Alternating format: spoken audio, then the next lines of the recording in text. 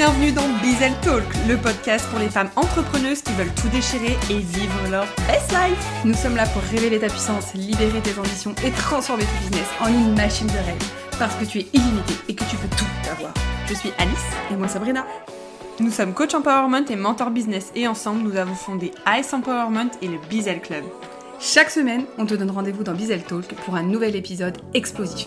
Pour dépasser tes limites, affirmer ton leadership et créer une vie qui te ressemble vraiment, à la hauteur de tes ambitions et sans rien sacrifier. Si t'es prête à changer le monde, let's go girl, embarque avec nous. Allez, c'est parti pour un épisode qui déchire et qui fait paf. Bizel Talk, là où les femmes montrent qu'elles peuvent tout. Bienvenue dans ce nouvel épisode. Trop contente de vous retrouver aujourd'hui. On va parler un peu de sujets sérieux, comme si c'était pas sérieux avant. Ouais. Et comme si on vous retrouvait pour la première fois aujourd'hui. En fait, les coulisses, c'est quand même qu'on a un troisième épisode qu'on enregistre le même jour. Hein, Ressenti 4. Parce que si vous avez écouté celui de la veille, vous le savez. De la semaine dernière. Aujourd'hui, on va parler d'un sujet qui nous a concernés toutes les deux, il y a 2 ans. Ouais. Parce qu'on est passé chacune de micro-entreprise à une société en duo. Ouais, et c'est un sujet qui revient régulièrement quand on nous parle, et puis certains membres du Bizel se posent aussi des questions pour éventuellement changer de statut. Et donc c'est pour vous les filles, puis il y a aussi nos conchés. Nos conchés. Cet épisode va partir en vrille. Aussi avec nos coachés qu'on a au fil des coachings qu'on a eu en individuel, en mastermind et tout ça, qu'on a vivement dirigé vers des experts comptables ou en tout cas des sociétés qui étaient à même de parler coûts et finances avec elles pour se rendre compte que finalement la micro-entreprise c'était pas forcément le meilleur régime pour elles, pour leur boîte. Oui, c'est ça, c'est-à-dire que on va vous partager notre expérience de comment on est passé de micro à société, on va parler de prévisionnel, on va parler de choses comme ça qu'on n'aime pas toujours. Ne partez pas s'il vous plaît, je vous jure, ça va être super bien. Et on rigole avec notre comptable et tout, franchement c'est fun.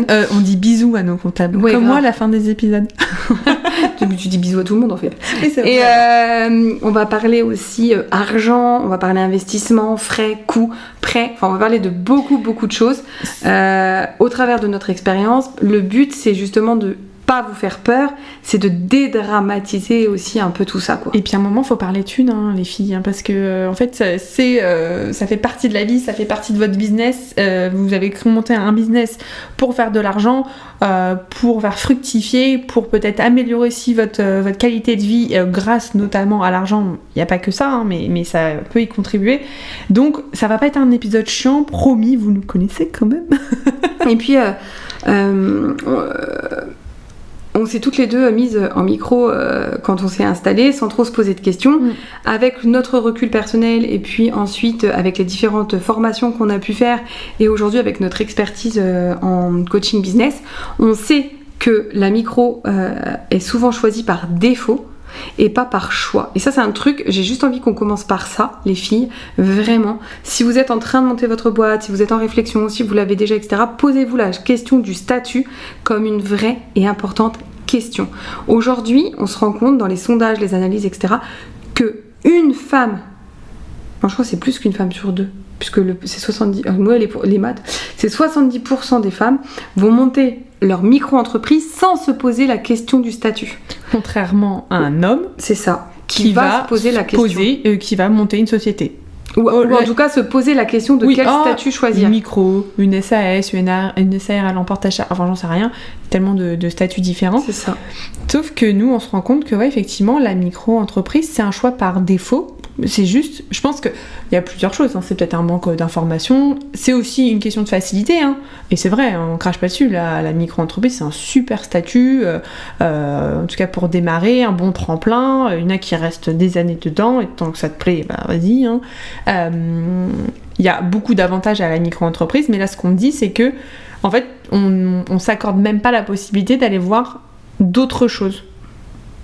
Et parfois, ça coûte plus cher d'être en micro-entreprise que d'être dans d'autres statuts, parce qu'en fait, avec la micro-entreprise, il y a plein de choses que vous pouvez pas déduire, il y a des frais que vous payez payer autrement ou pas dans d'autres statuts.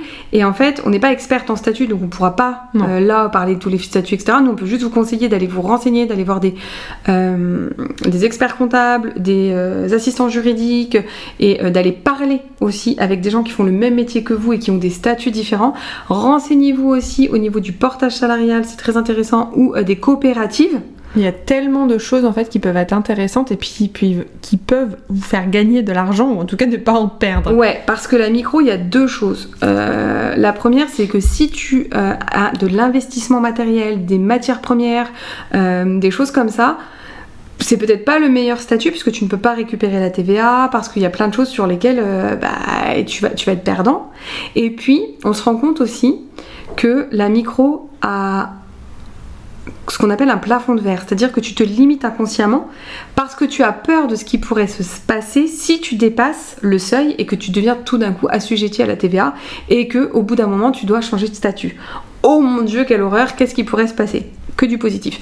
Mais en fait, il y a un peu ce truc de waouh, c'est tellement lourd, il y a tellement de charges, enfin tout ce qu'on dit, tu vois, l'URSSAF est un voleur, il nous prend notre argent, etc. que nous, on vous invite vraiment à aller travailler aussi votre mindset là-dessus. Oui. Parce qu'aujourd'hui, si vous choisissez de monter un business en France, vous allez payer des charges. C'est comme ça, en fait. Sinon, allez dans un autre pays. Donc, soit vous décidez de mettre votre entreprise ailleurs, soit vous décidez le meilleur statut, mais il ne doit pas être pris en compte que le fait que je paye ou je paye pas beaucoup de charges. Et ah oui, mais la micro, c'est rassurant parce que tu ne payes que si tu as des clients. Oui et non. Donc l'idée, c'est vraiment, posez-vous la question, offrez-vous la possibilité de vous offrir le meilleur dès le début. D'ailleurs, nous, avec Alice, on n'a pas changé de statut par plaisir ou par... Moi, j'ai pris la micro, j'avais mon cabinet, très peu d'investissement en termes de matériel et je faisais des consultations individuelles à l'époque à des tarifs en dessous de 100 €. Donc avant que j'atteigne le seuil, en plus au début, moi j'ai commencé, la micro c'est imposé à moi puisque quand j'ai commencé moi, il y a 10 ans, putain ça passe, je bossais à côté, oui. Et donc c'était une activité complémentaire. Et très vite, je me suis interrogée, tous les ans je m'interrogeais sur est-ce que je reste en micro ou est-ce que je change de statut.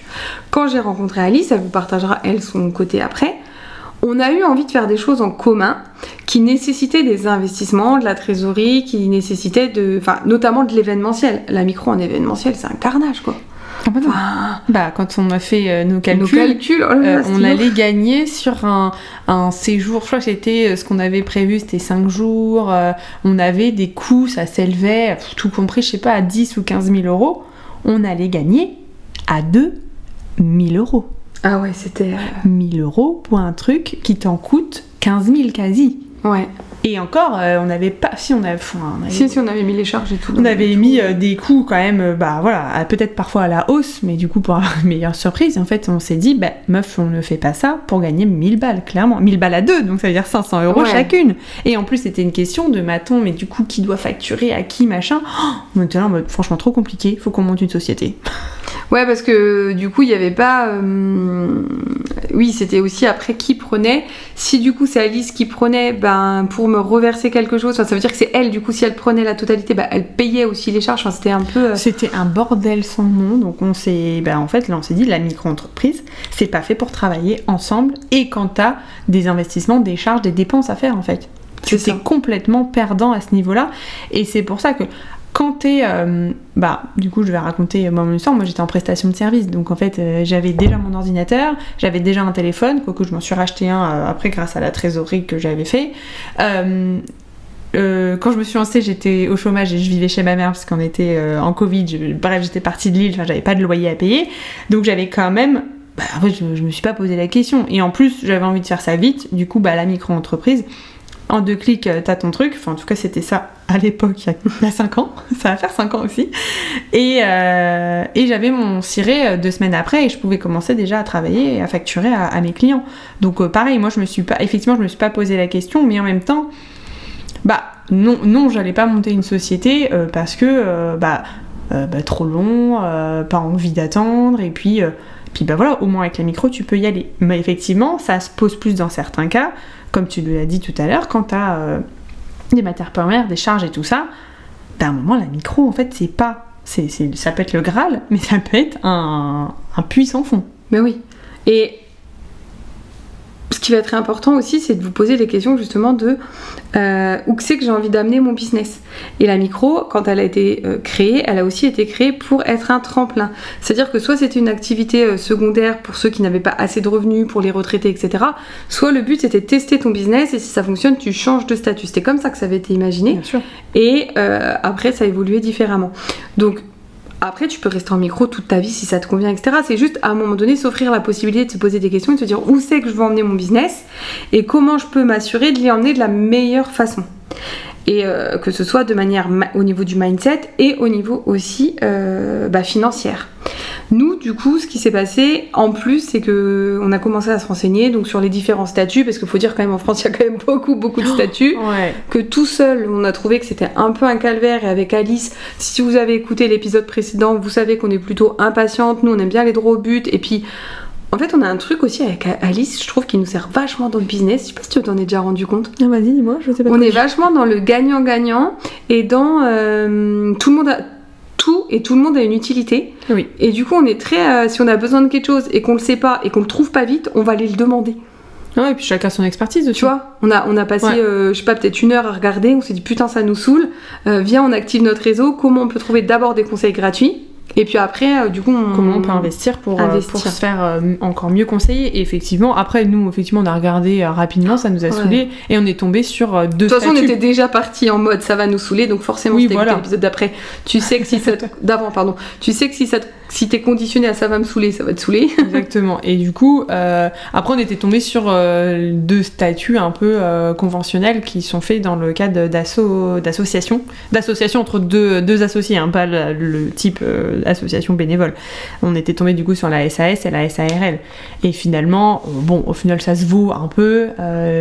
Je saurais pas exactement vous expliquer la différence. Si la SAS, t'as plus de charges. Je crois que c'est 80% sur ta rémunération, mais du coup tu prends plus de dividendes ou je sais pas quoi. En tout cas, la SARL, c'est 46% de ta rémunération. Mais du coup, ça change des 20 ou 26%, là je sais que ça a augmenté la micro, de ton chiffre d'affaires. Oui, et c'est là où en fait, même à ce niveau-là, ça peut être intéressant. Et parce que tu peux aussi faire passer des choses sur ta société. Après, moi je sais que ça m'a vachement aidé d'être en société au niveau de mon mindset et même de ma réflexion, parce que par rapport à ce que tu disais là, Alice, du coup je distinguais beaucoup mieux la différence entre chiffre d'affaires, entre revenus, et j'ai eu une ouverture aussi vraiment sur il n'y a pas que l'argent, il n'y a pas que l'argent. Alors, attendez, il faut que je il n'y a pas que ta rémunération. Ouais, il y a... Non, c'est pas ça. Il n'y a pas que ma rémunération, c'est-à-dire que je peux avoir d'autres avantages. Oui. La société m'offre d'autres avantages aujourd'hui où elle va prendre en charge par exemple mes frais kilométriques, où on va pouvoir, je sais pas, on peut le dire là, mais moi je me fais plus de restos depuis qu'on a la société qu'avant. Parce que c'est la société entre guillemets qui paye. On fait des déj d'affaires. C'est ça, mais, oui. Mais du coup c'est... Les clients, entre nous deux et... Ouais, ça ouvre aussi un champ des possibles, une autre réflexion. Et nous, on n'a pas eu le choix non plus de garder nos micros, puisque comme on s'associait et on montait une société dans le même domaine d'activité que nos micros, on ne pouvait pas garder les deux. Sinon, et après c'est vrai en fait, c'est un peu jouer sur les 2 tableaux et donc tu mets sur la micro quand ça t'arrange, sur la société quand ça t'arrange. Donc l'URSSAF n'aime pas. Bah non, mais tu peux être vite rattrapé et ça coûte plus cher que ça, tu vas en gagner. Et puis de toute façon on s'est posé aussi avec Alice autour d'un verre et d'un resto bien évidemment pour celles qui me connaissent. Et on s'est dit que même niveau mindset, niveau manifestation, niveau énergétique, c'était beaucoup mieux d'envoyer le message qu'on s'associait réellement, qu'on faisait quelque chose ensemble, que on lance un truc, mais comme on n'est pas sûr, on garde chacune de notre côté notre micmac, notre machin. Non, on s'associe. Et d'ailleurs, c'est un truc que j'ai trouvé hyper cool entre nous, alors qu'on se connaissait que depuis 6 mois. Écoute l'épisode 2 si c'est pas fait, tu auras notre histoire. Je te rappelle qu'on s'est associés sur un verre de rosé, qu'on se connaissait que depuis 6 mois. Mais à aucun moment... Alors peut-être qu'Alice, elle l'a pensé, elle me l'a jamais dit. Hein. Vas-y. Mais à aucun moment on s'est dit mais si toi tu fais ça ou tu ramènes ça, et ben tu toucheras plus que l'autre ou t'auras plus que... En fait ça a toujours été du moment où c'est notre société, on fait... Non, mais tu sais que... en tout cas moi je l'ai eu de mon entourage. Moi aussi je l'ai eu de mon entourage. Oui, voilà, on l'a eu.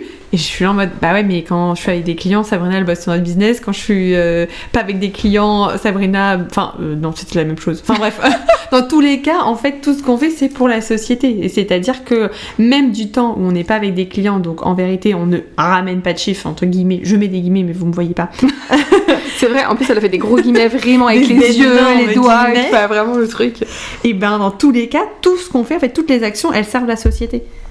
Donc, et on fait, effectivement, on a, si vous allez voir sur notre site, on a plusieurs accompagnements, plusieurs expériences, plusieurs programmes PAF. Mais en fait, en fait, on se pose pas la question. On pinaille pas. Attends, mais toi, t'as ramené en 2000 €, du coup, moi, faut que je... Non, en fait, c'est un pot commun. Et puis on a lissé nos revenus, on a fait le choix, enfin on a lissé nos revenus et ensuite on a une part en revenus, on a les frais kilométriques, on a tout un système qui est mis en place et puis après à la fin de l'année avec le bilan on a autre chose et en fait c'est aussi important de, à un moment donné, dire quel revenu je veux, quel trésor j'ai envie de me constituer, quelle somme j'ai envie d'investir et d'aller réfléchir plus loin que juste ce qui tombe dans votre poche. Et donc voilà, ça c'est une des réflexions, mais tu voulais partager quelque chose? Non, j'allais dire que moi c'est effectivement, là on vous dit pas, on ne prône pas non plus le passage en société, hein, si vous êtes très bien, faites comme... Nous on prône posez-vous la question.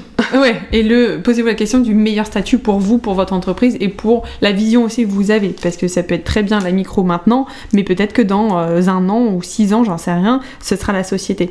Mais ce que je voulais dire, c'est que j'avoue que, à même manière que toi, ça t'a ouvert d'autres possibilités, un mindset et tout ça, moi c'est pareil, je trouve que en tout cas, moi je trouve qu'on a une posture aussi différente, peut-être un peu plus d'affirmation, de confiance. Après, sur tout ce qui est coût et tout ça, moi je pense qu'en micro j'avais déjà une bonne gestion financière et c'est pour ça que c'est toi qui t'en occupes.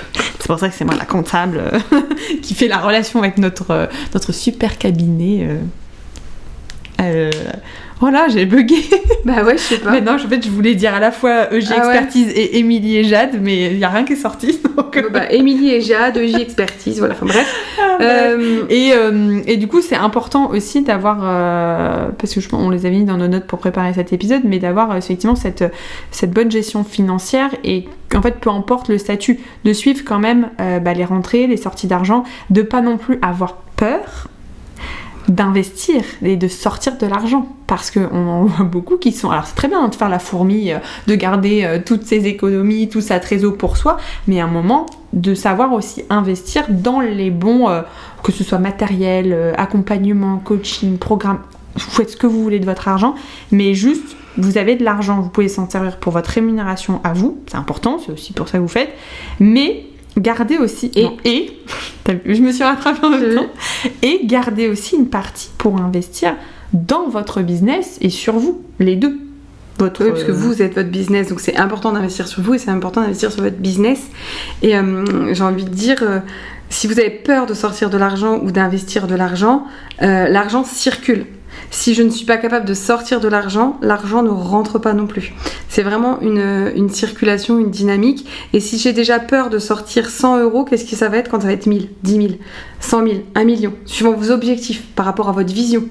Mais on fera aussi un podcast sur le mindset et l'argent. Mais comment voulez-vous effectivement, et même comment voulez-vous que les gens investissent chez vous si vous n'êtes pas capable d'investir aussi en vous et chez les autres? Nous, c'est exactement ce qu'on s'est dit quand on a pris en fait l'accompagnement avec notre comptable pour travailler sur notre prévisionnel, etc. Donc c'était un accompagnement payant. Bah oui. Donc on a investi avant même d'avoir la société. Investi avec nos fonds perso et de nos trésors, de nos micros respectifs. On a fait ce choix-là parce qu'en fait on voulait commencer la société vraiment sur les meilleures bases possibles. Et on a même d'ailleurs, pour tout vous dire, commencé en faisant un prêt bancaire qui nous a été conseillé d'ailleurs par notre comptable, d'un montant, enfin si Alice est ok, moi je peux tout partager en transparence. Allez, 1 million, je rigole. On a fait un prêt de 10 000 € justement pour les premiers, pour pouvoir investir aussi dans du matériel, dans un site internet, dans des choses qui avaient vocation rapidement à nous rémunérer et d'un prêt en plus courte durée. Là, dans lesquels site internet, je pense que ça va dedans, et le matériel, genre ordinateur, iPhone, iPad, tout ça, ça peut être des amortissements. Donc ça peut être hyper intéressant aussi sur le bilan. Mais ça, je suis pas non plus experte là-dessus, mais je l'ai appris à notre premier bilan l'année dernière, que certains investissements, quand vous êtes en société, vous pouvez les lisser, et du coup, vous les, je sais plus comment ça passe, mais en gros, c'est sur 3 ans. C'est-à-dire que c'est pas, un iPad, c'est 1 000 €, en fait, c'est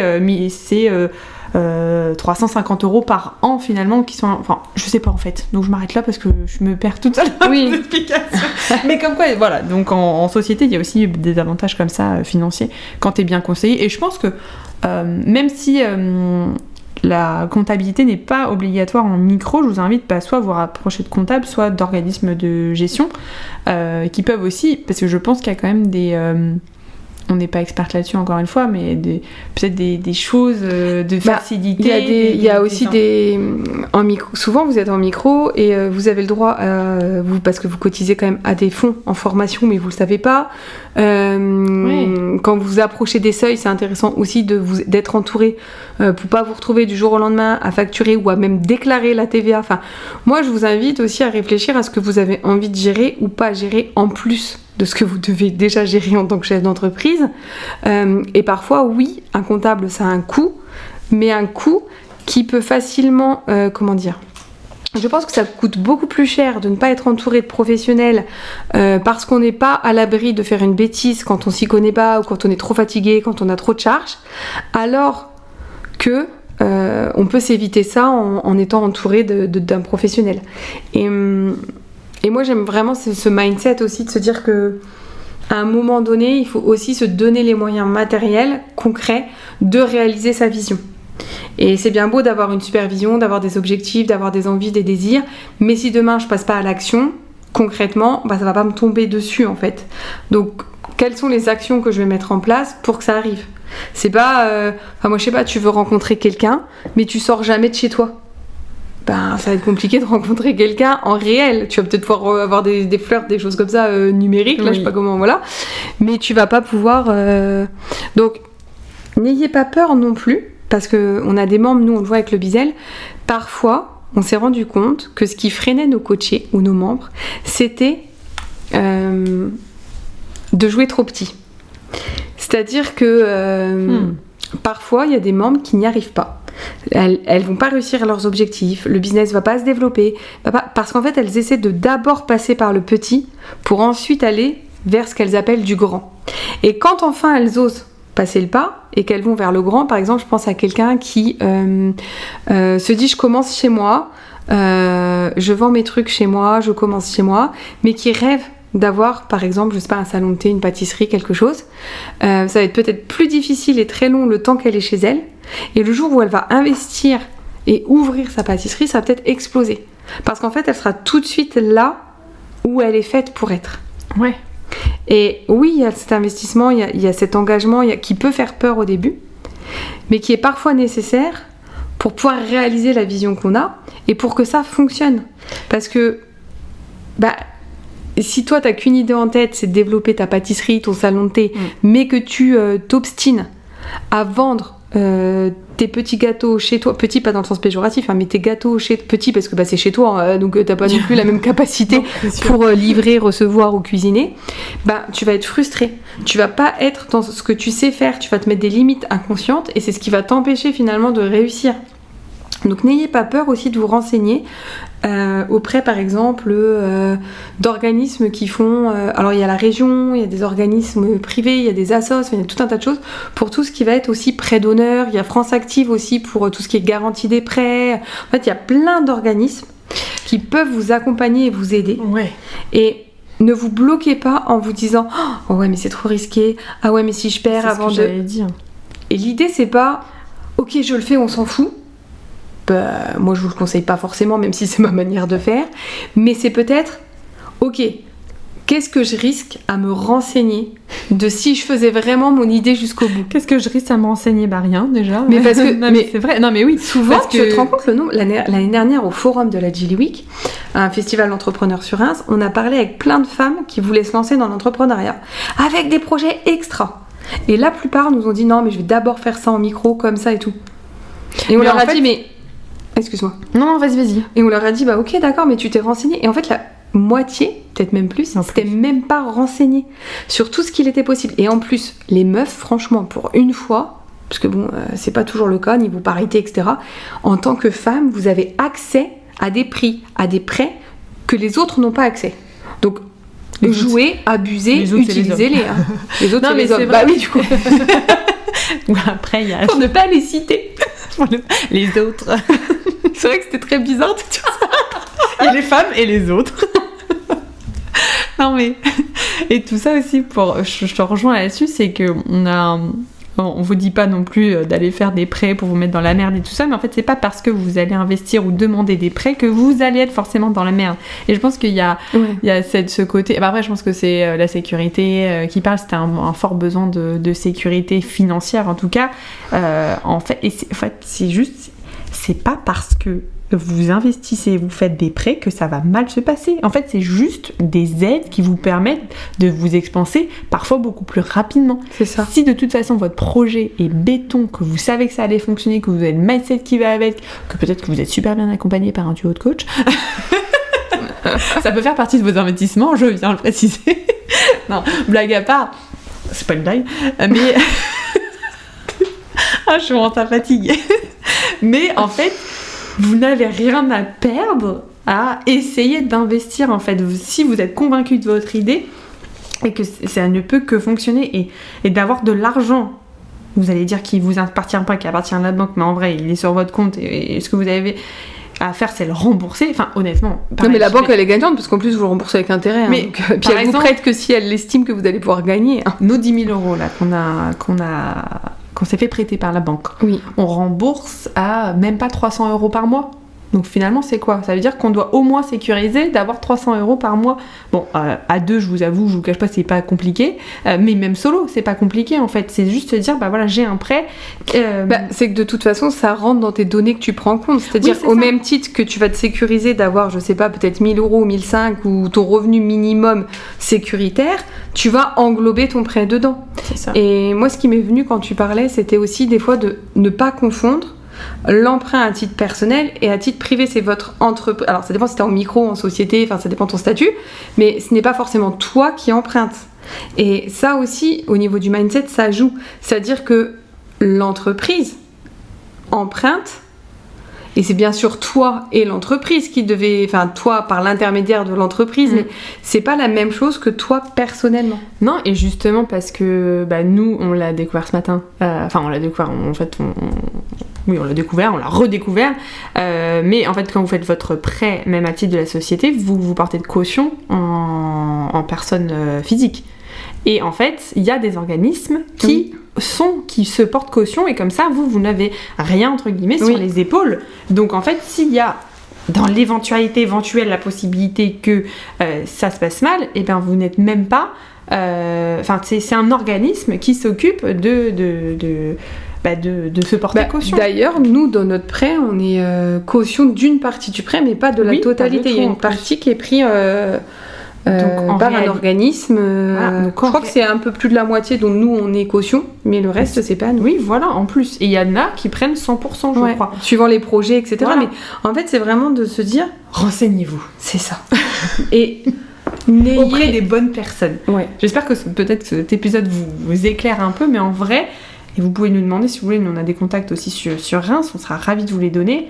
Mais vous n'avez rien, comme le disait Sabrina tout à l'heure, vous n'avez rien à perdre à vous renseigner, à chercher les bonnes infos pour maintenant, pour plus tard, pour le moment que vous voulez.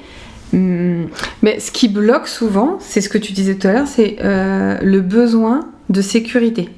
Si vous avez un fort besoin de sécurité financière ou un fort besoin de sécurité encadrante, de cadre, l'entrepreneuriat, peu importe votre statut, va être un challenge pour vous. Ouais. Parce qu'en fait, en tant que femme, c'est ce qui ressort des études et c'est ce que nous on constate, on a besoin de plus de sécurité que les hommes. Parce que souvent on porte le poids sur nos épaules de la famille, des enfants, on a plus une notion en tout cas de risque et de gestion financière. Alors je vous rappelle quand même que les femmes gèrent l'argent depuis beaucoup moins longtemps que les hommes, ça ne fait pas si longtemps que ça que nous avons le droit malheureusement, heureusement aujourd'hui mais malheureusement à l'époque, d'avoir un compte bancaire, de gérer de l'argent, de travailler etc. Donc on a quand même tout ce passif qui mine de rien intervient et en fait moi, je vous invite à d'abord aller ouvrir et sécuriser vraiment cet espace au niveau mindset, charge et émotionnel de votre besoin de sécurité. Oui. Et on sera ravis avec Alice de vous y aider. On accompagne beaucoup de femmes là-dessus. Ça a été un gros sujet d'ailleurs lors de notre dernier coaching sur l'argent avec le Bizel. Parce que si vous nous rejoignez d'ailleurs, peu importe quand est-ce que vous écoutez, tous les replays des coachings de groupe du Bizel sont mis en ligne sur notre bibliothèque de contenu. Donc si ça peut vous aider. En fait, c'est vraiment... C'était la page pub. Plus de la moitié des femmes, aujourd'hui qu'on accompagne, 60% dans les sondages, se disent freinées par leurs besoins de sécurité. Donc avant d'aller vouloir réaliser ta vision, de faire un prêt, de te dire quelle société je mets, etc., moi je t'invite à peut-être considérer que la première des choses, peut-être sur laquelle te faire accompagner, c'est sortir de ce besoin de contrôle de ta sécurité.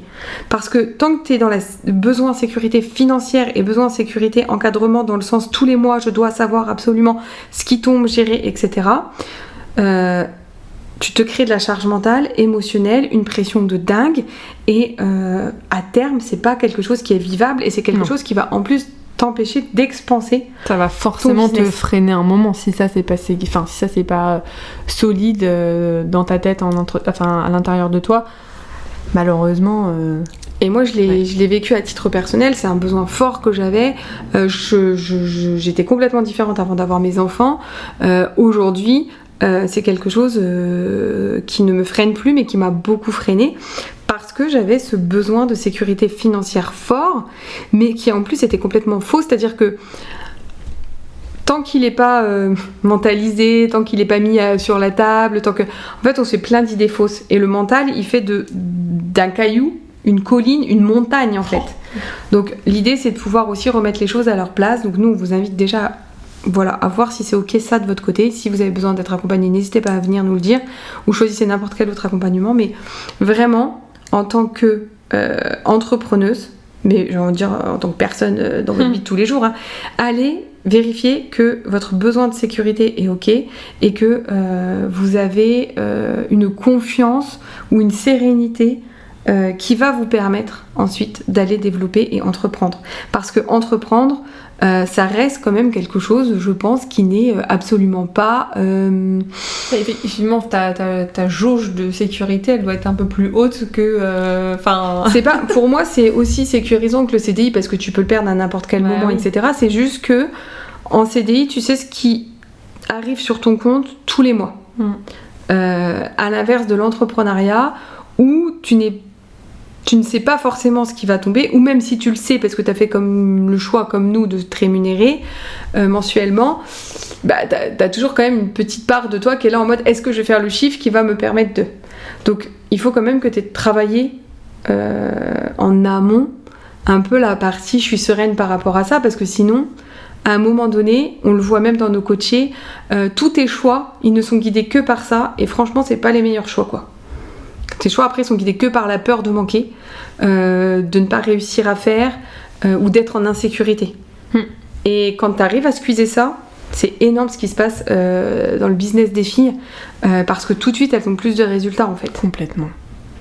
Est-ce qu'on a une dernière chose à partager sur notre passage de la micro à la société? Qu'est-ce qu'on peut vous partager? Sur notre, j'ai partagé pas mal de petits trucs. Est-ce qu'il y a quelque chose qu'on a déjà... Non, on a abordé aussi nous notre changement de mindset. Non, je pense qu'on a déjà quand même... Nous, on a fait le choix de toujours être accompagnés, donc on a un cabinet comptable. Quand on avait Maëlle, donc pour celles qui ne savaient pas, pendant 2 ans, on a eu une alternante. Non, 1 an. 1 an. Ah oui, c'est parce qu'elle était avant stage. Notre première année, parce que là on est dans notre 3e année d'activité en commun. Notre première année, Maëlle a travaillé avec nous en freelance et en stage. Notre 2e année, Maëlle est arrivée en tant qu'alternante. Et là, ça y est, Maëlle est partie voguer vers de nouvelles aventures. Mais dès le moment où elle est rentrée en tant qu'alternante, on a fait le choix d'investir, parce que ça a été un coût supplémentaire. C'est un 3e salaire à sortir. Enfin, c'est un salaire à sortir. Ah ouais, mais je parlais même pas du salaire. Ah oui. Donc il y a ce choix effectivement de prendre quelqu'un qui va nous accompagner, nous aider et qu'on rémunère, donc il y a coût de salaire. Moi je pensais au coût supplémentaire, on avait le choix d'être accompagné et d'avoir par notre service comptable quelqu'un qui s'est occupé de faire les fiches de paye, etc. Ouais. Moi, c'est comme... non, mais pareil, tout ce qui est déclaration de TVA nous, et tout ça. Pas nous qui on fait pas nos déclarations de TVA. Nous, on est tellement bien accompagnés et franchement... Nous, on pourrait faire payer 100, 150 ou 200 balles de plus et avoir tout ça fait que de le faire nous-mêmes, en fait. Ouais, non. C'est pas notre... En fait, comme on l'a dit, chacun son métier et je pense que c'est ça qui est important dans l'entrepreneuriat, c'est de s'entourer des bonnes personnes, de se faire accompagner des bonnes personnes et de déléguer. Parfois, ça vous coûte plus cher de ne pas déléguer en termes, et je parle pas qu'en termes de coût, je parle en termes de temps. Mais si, ça peut vous coûter cher aussi en termes de ne pas déléguer parce que vous loupez aussi des opportunités. Là, on a une vision avec Alice pour 2025 et donc on est en train de se poser les questions justement de dans quoi on a envie d'investir, à quelle hauteur on prend le risque, entre guillemets, d'investir, parce qu'on sait que derrière, ça va nous rapporter. Donc que ce soit en termes de formation, que ce soit en termes de délégation, de communication, où là on se pose peut-être aussi la question de prendre quelqu'un au niveau de tout ce qui est assistance. On calcule notre ROI, notre retour sur investissement. Non mais en vrai c'est vrai, parce que parfois 500 € investis, effectivement comme tu dis, dans une assistante, c'est peut-être 3000 € de gagner parce qu'elle automatise des choses, parce que c'est un 3e cerveau pour nous, parce que parfois c'est... Et enfin, c'est ça le problème, et ça sera sur notre épisode sur le mindset sur l'argent, mais il y a trop de personnes qui voient les choses comme des dépenses et pas comme des investissements. Et c'est là où ça fait la différence, moi je trouve. La dépense, ça sort. Ça sort. J'ai perdu. Ouais. J'ai dépensé. L'investissement, c'est on m'a pris. Pour l'URSSAF, les impôts et tout, on m'a pris. On m'a dépouillé. On m'a volé. C'est des voleurs. Des voleurs. Et mais on a eu aussi pas mal de croyances comme ça, donc c'est pour ça qu'on en rigole aujourd'hui. Oui. Et en fait, qu'est-ce que je dis ? Oui, on investit, c'est plutôt du coup l'argent circule. En échange de l'argent, on a un bien, un service ou quelque chose en retour. Je gagne ça quand t'investis. Finalement, je gagne du temps. C'est ça. J'investis 500 € dans une assistante. Vous auriez vu sa tête, elle ne comprenait pas ce que j'investis 500 € dans une assistante. Je gagne X heures de temps, travail. Je gagne des heures de travail, je gagne des compétences en plus, je gagne... Et potentiellement, je m'offre la possibilité de gagner plus de chiffre d'affaires. Donc c'est tout ça qu'on avait envie de vous partager dans cet épisode. On espère que ça vous a quand même plu de parler finance, micro-entreprise, société. En tout cas, là pour résumer, entourez-vous des bonnes personnes, posez vos questions aux bonnes personnes. Nous, on sera ravis de répondre à vos questions si vous en avez suite à cet épisode. N'hésitez pas, comme on disait, de vous renvoyer vers... on va essayer de mettre des liens, je vais noter les liens importants dans les notes de l'épisode. Et puis voilà. Et puis si à la limite vous connaissez mieux le sujet, enfin si vraiment tout ce qui est comptable, fiscal, les statuts, etc., c'est votre sujet et que vous avez envie d'en parler, nous on serait ravis de vous avoir au micro. Vous connaissez quelqu'un. Et de partager, parce que plus on va diffuser les informations, plus les femmes vont prendre conscience de toutes les possibilités et plus le monde va changer aussi, donc vous serez ravis d'avoir ça. Let's go changer le monde, c'est dans notre intro, ou trop, les deux, je ne sais plus. En tout cas, merci d'avoir suivi ce nouvel épisode, on vous retrouve la semaine prochaine et on a hâte d'avoir vos retours. À très bientôt. Merci d'avoir écouté cet épisode du Lidl Talk. On espère que tu as été boosté, motivé et que tu es prête à conquérir le monde avec ta puissance unique. Si cet épisode t'a inspiré, partage-le avec tes amies entrepreneuses, laisse-nous un témoignage et abonne-toi surtout pour rien manquer.